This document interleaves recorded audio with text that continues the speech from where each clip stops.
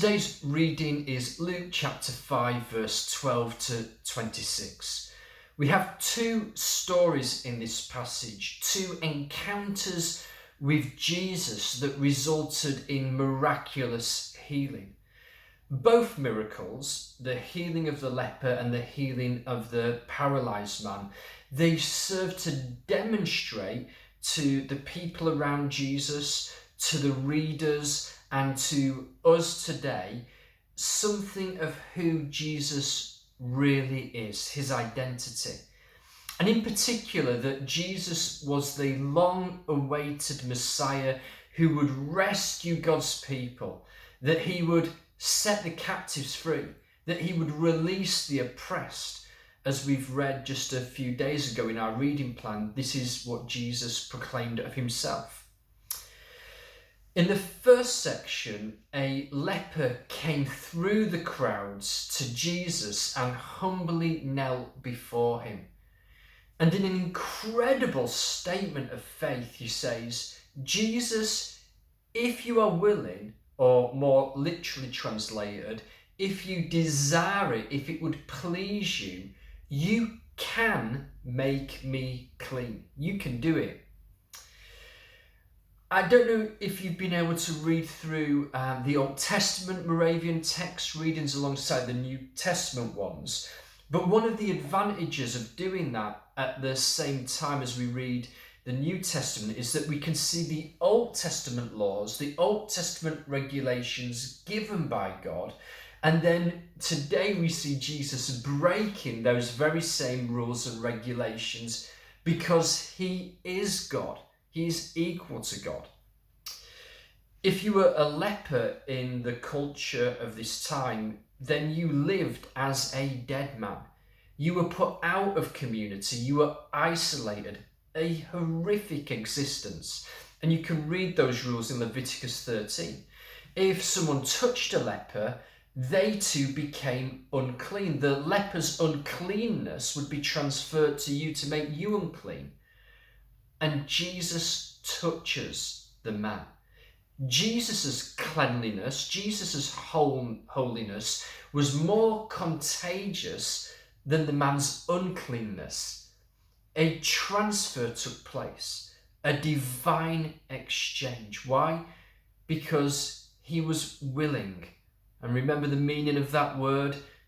Because it delighted Jesus, it pleased Jesus to do so. And Jesus says to the man, "Do what the scriptures require and offer a sacrifice for being healed of leprosy." Now, if you look at those scriptures, Leviticus 14, the offering for being healed of leprosy was 2 doves. You had to kill one of the doves and then dip the live dove into the cleansing blood of the dead one. The live dove was then set free to show that through the death of one, the other is cleansed and freed. Actually, you also had to touch that live bird with a piece of red thread, a scarlet yarn.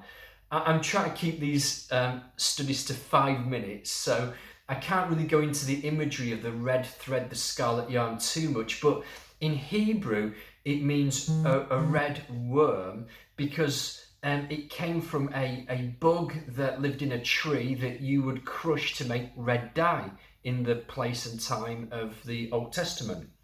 And that imagery of the scarlet yarn, the red thread, throughout the Old Testament speaks of the blood of Christ shed on the cross.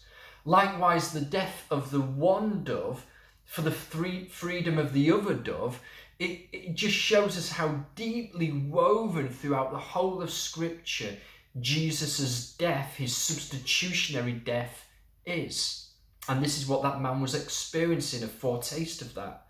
So this man experienced a divine exchange that speaks prophetically of how we too will be cleansed and included through the cross, through the death of Christ on the cross.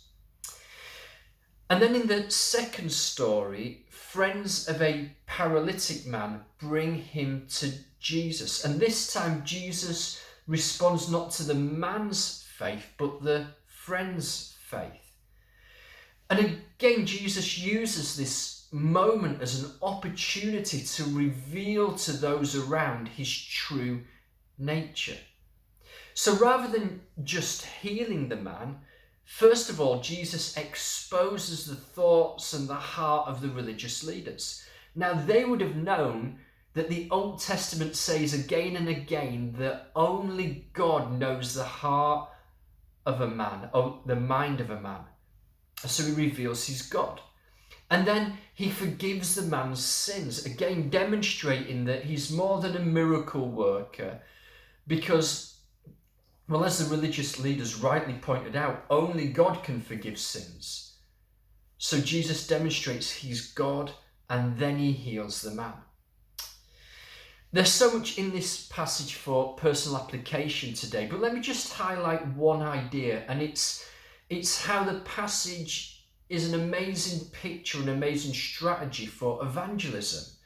And so I just want to call us to be the sorts of friends to our non-Christians that in faith lead them to Jesus, bring them to Jesus, to bring them to the one who delights in forgiving their sins, to bring them to the one who delights in bringing healing into their lives.